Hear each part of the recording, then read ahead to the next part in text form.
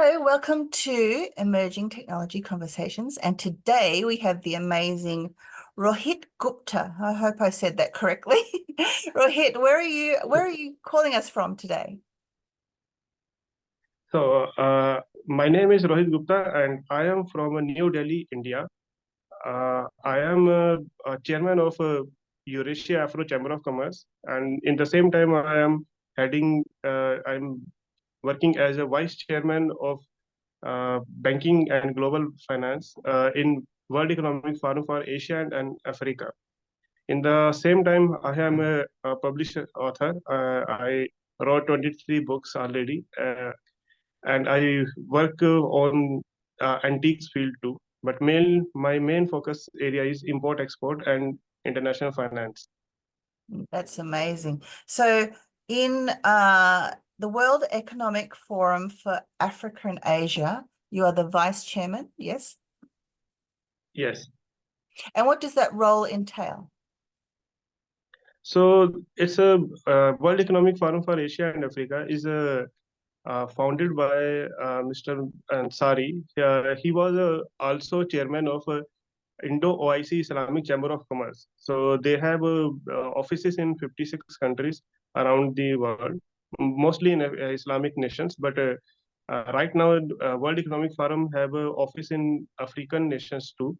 We mostly work on import-export between Africa and Asian countries. Our main focus area is India because India is the biggest exporter of multiple things, then China, and then Thailand.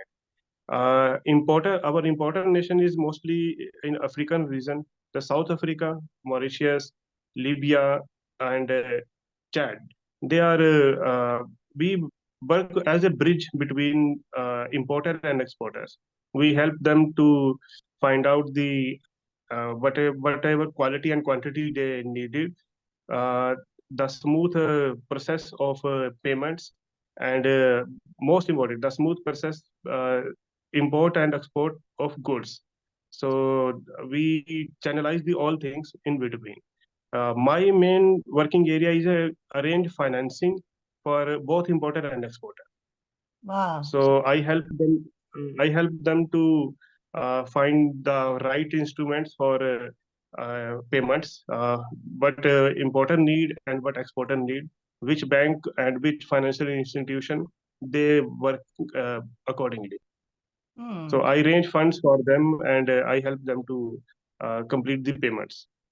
So you have a long history, 14 years history in international finance, is that right? Yes, I have ICICI Bank. I start work. Then I moved to another bank, and then in 2014 I start my own business. Its name is RGMRG Group. So I had an office in Singapore. The main focus of that company was uh, uh, financing between India and Singapore. Then I start work with multiple chambers. I firstly joined. Their just chamber is name is a FASI, is a Federation of Association of Small Scale Industries. So I work there as a advisory board member of North India. Then I join MSME Promotion Council of India. Then I join in MSME Employment Promotion of Council of India.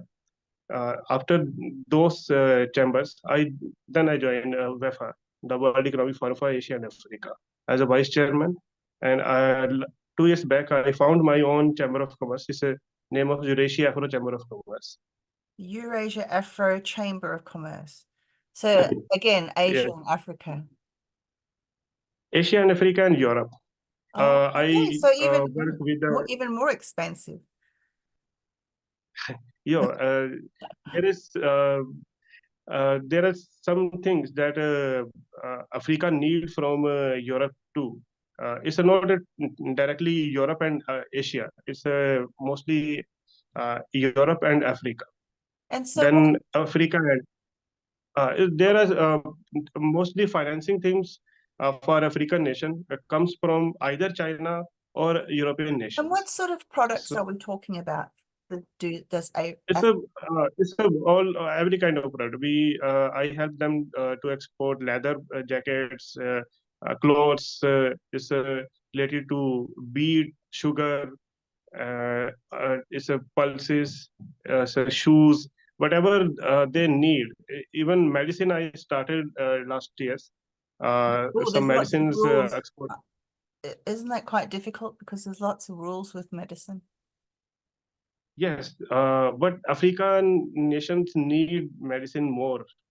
uh, India and China, they have almost enough medically equipment and things they have. They produce so many things. Europe did not supply much thing related to medicines in Africa. So African countries they need medical supply more. So it's a difficult thing because uh, medicines is a kind of thing that every nation they need for themselves uh, in high volume. Yes. And uh, but still we find some alternatives. We find some those medicine which have a not a, they have least value for any nation, and then we pick and supply to African nation. At least they have those things. Otherwise, in many African nations, they even don't have a paracetamol. Yeah. So agriculture would be a big one. Agriculture is a main area because India and Thailand and Indonesia they are supplying so many agriculture things, wheat, sugar, and pulses. Mostly India supply those things. Indonesia supplies almost same things. But even Pakistan supply wheat very in high values. Rice and wheat they are supplying good. Mm, So sometimes there is a conflict between countries, so we cannot do anything with that.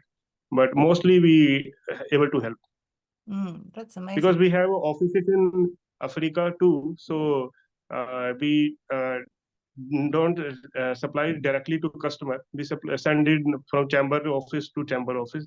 Then we Oh, I supply see. to other locations. So you're mainly wholesale. Yes, we help them.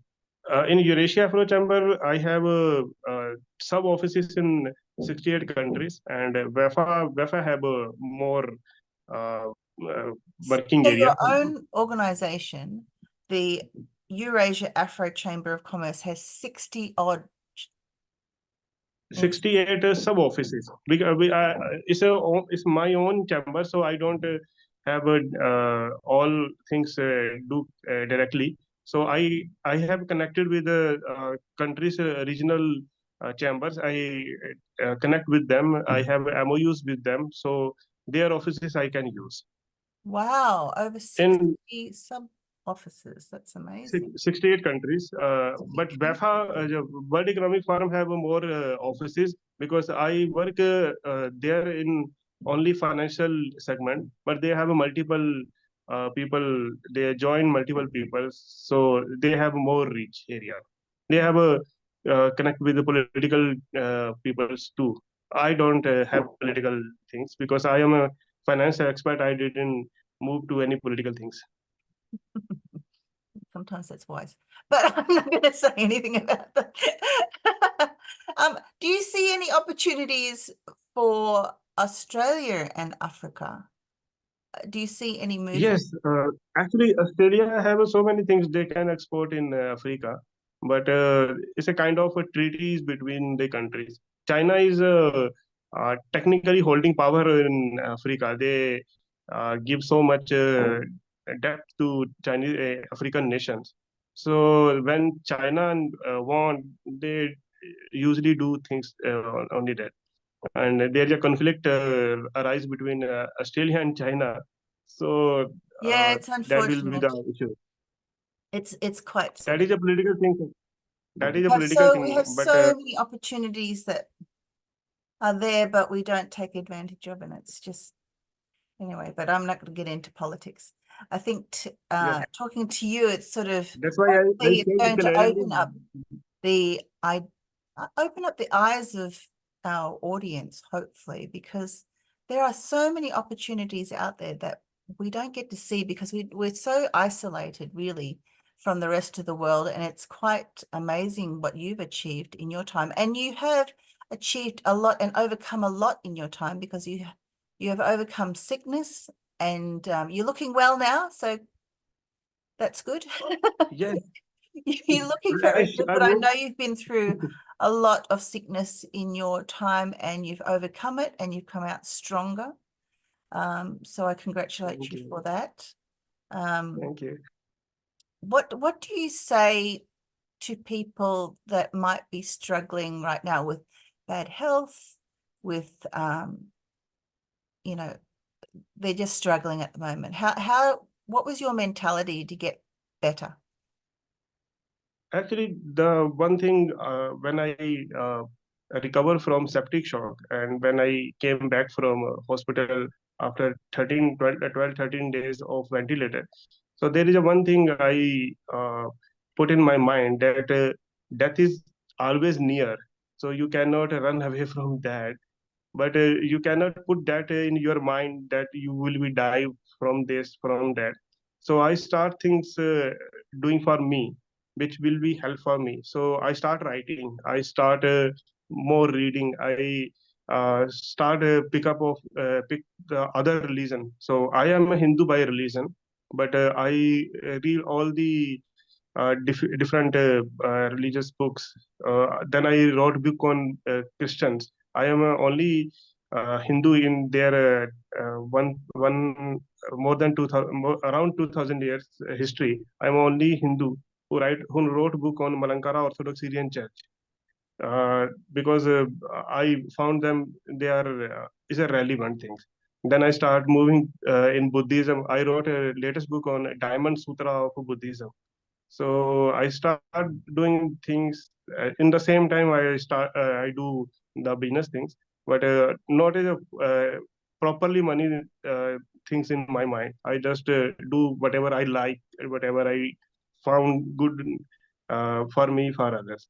So right now I'm in a Himalayas area. That's why I wear this cold dress. In actually in India is a high summer, but I'm in a Himalayan area. I moved there. I then I would go back to Delhi for 10 or 20 days. Then I visit in monasteries of different religion. Interesting. So you're expanding your mind through exploring different religions. And do you find a similar theme when you when you Yes, reading? actually, all I find the one common thing that every religion, whatever they are actually teaching us, keep calm and do work on yourself first. Let other things we can do later. If you are fit with mind, you are fit with health by own, you have a peace in your own mind, then you can do good for others. Otherwise, you whatever you do that will be go against the society. Well, that's very good advice. And sometimes I need that too. I think I just go head steam ahead and then I don't think about myself. And I'm just doing so many things. So that's very good advice. But we'll No, get back to, yes. sorry, we'll get back So to the yeah, trade. So yeah, okay. the finance. So originally you studied in finance. So how did you get into finance? Was it something you enjoyed at school, or how did you, was it No, something I parents said you actually should do? my father was a teacher of maths. So math is always in my blood. So he was a teacher, and when I was a young boy, I don't want to become a teacher. So I didn't choose. He was a bachelor in science, so I didn't choose science because I thought that time if I do bachelor in science, I will be become also a teacher, and I don't want to become a teacher. So I choose a commerce stream. I choose only that because I thought if accounts is related to finance. But Yeah. then I start study and then I start observing economics and other things. It will be my passion. So I have done MBA in international finance one time, and then again I do MBA in finance again for for updating me Then I have done PhD in finance too. So finance is Wow. So two I love masters and that one thing. PhD. That's a lot of work. But really, So really, degree is not for my education and qualification. It's a whatever we studied in school or colleges, they are the material, the content was old. So if you want to update regularly, you need to do more things. and so for international finance, what do you think has been the biggest change in the last, say, 10 years? Actually, in last 10 years, the uh, mostly things changes because of cryptocurrency, and Ah, then interesting. then technology is very high right now. So is a traditional business sector is suffering from that. People, they are old owners of businesses, they didn't want to grab that things. They didn't go with artificial intelligence or other internet services. They just doing whatever they work on paper and their handmade working thing. They don't do this kind of thing. But after crypto and digital currencies, things are many change, very changes right now. Now we don't have so much frauds. There are so many frauds in the past some years. After COVID, the fraud things are in increase because uh, mostly people use phone right now. So but they didn't actually know how to use financial things. So they get cheated by people and other things. But cryptocurrency changed so many things. They sometimes ease the payment methods. They are that is good for importers, exporter too. Yeah. But So that will be a changes. Bigger electronic change. currencies, sometimes people can't distinguish the difference between electronic currencies and cryptocurrencies. So you're talking more about national electronic currencies, not, or are you talking about Both, Bitcoin? both. Or, I'm talking about the digital currencies, that is crypto and other thing. And they're in the national currencies. They are also showing using right now electronic currencies. But still, physical currency is have a very big part of economy right now. The big economies like India, China, and Africa, and even in the Middle East, they use more physical currencies. That will be uh, increase the black market too. yeah. Black market, I think what I see is that electronic currencies, so long as it's a national currency, the benefit is you're not paying for conversions because yes, if you're constantly converting money, you're paying commission. If it's electronic, yes, the commission is very, very small compared to constantly converting from one currency to another country to another currency to another currency. Um, so I think that's the biggest benefit. And again, I'm talking about, electronic RMB or electronic whatever, not Bitcoin and not which, they have their place. But yes. It will be after 10 years. We didn't still find any physical currency. We are going to that way. If after USA, UK, the main currency segment countries, USD and British pound, then Kuwait government also start those things. They have a higher value money. So once yeah, they started usually properly digital currency, then all the countries will go to that way. yeah, Africa is a Africa is a kind of that continent that if Europe or America or Asia anything, they start doing those things. They didn't yeah, use their own things. yeah. Yeah, and there's so So many countries within Africa.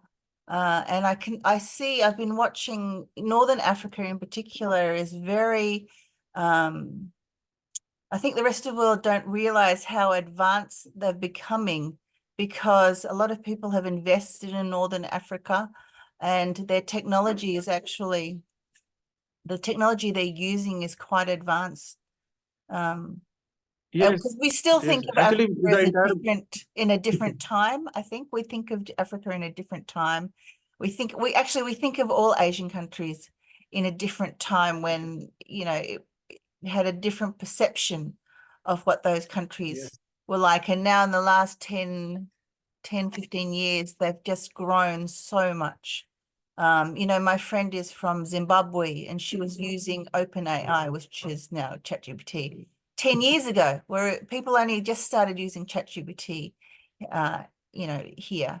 So yeah, I think it's a lot of it is about we have to open up and see what's happening with the rest of the world. And this is why this conversation is wonderful, because you're giving us a glimpse of what's happening in Africa and India and Singapore and Indonesia and all those countries that Australians definitely don't have much of a glimpse of if you're not in that, not in that era and not that area.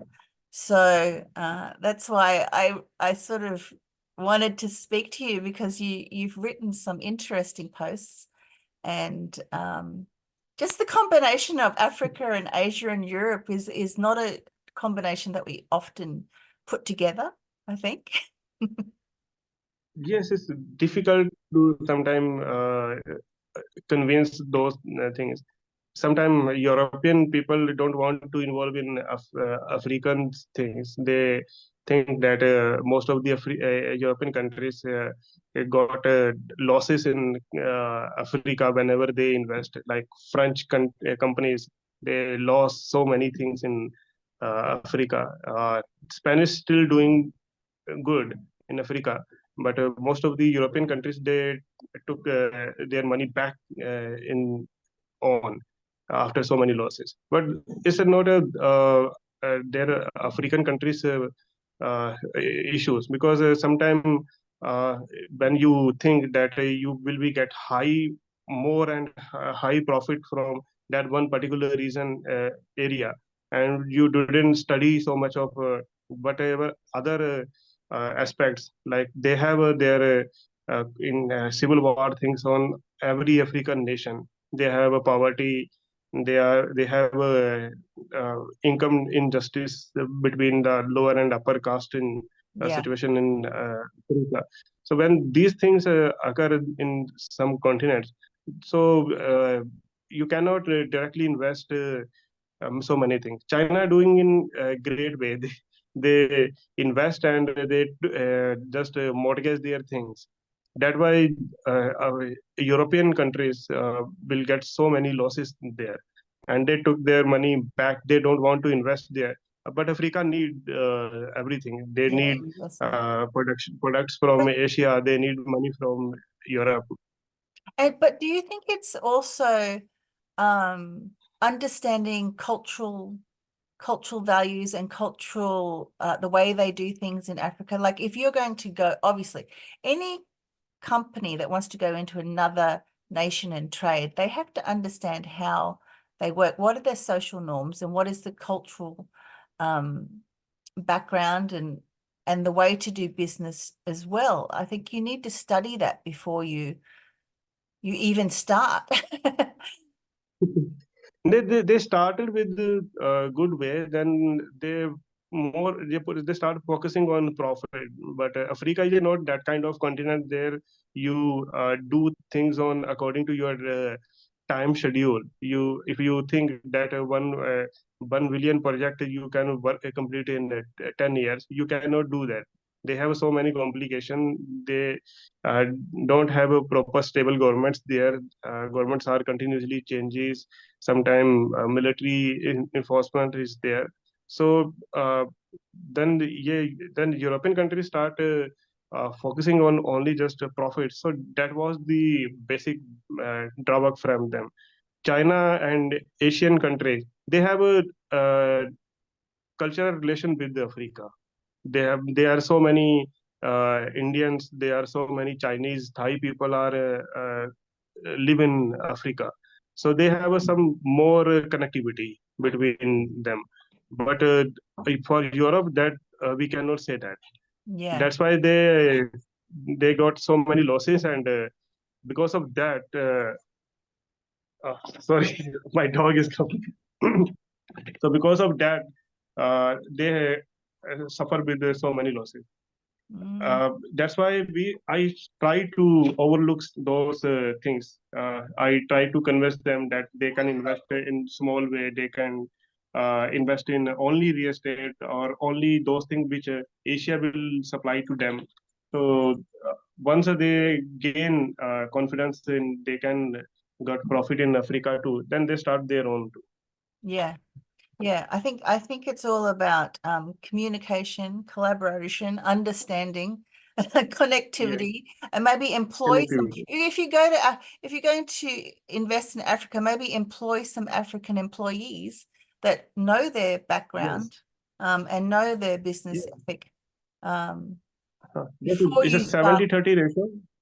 Mm, It should be 70-30 ratio. 70% people from Africa, 30% management you can come from Europe and other countries, but 70% people they should need Africans. Then they can work there. yeah. China always doing these things. Yeah, I India know are there doing, are but African companies in China. Like in one building, there might be Africans, there might be Chinese, there might be Thais, there might be like European company, all in one building. It's like a United Nations. But I think I need to yeah. wrap it up. I think I need to wrap it up. Thank you so much for speaking to me. I hope you get to speak again. It's been wonderful. Thank you for taking your Sure, time sure. out to speak to me. And Thank, maybe we'll see you next time on Emerging Technology Conversations. sure. We will do that. Thank you. Bye. You can reach out to Rohit Gupta on LinkedIn, if anyone has any questions.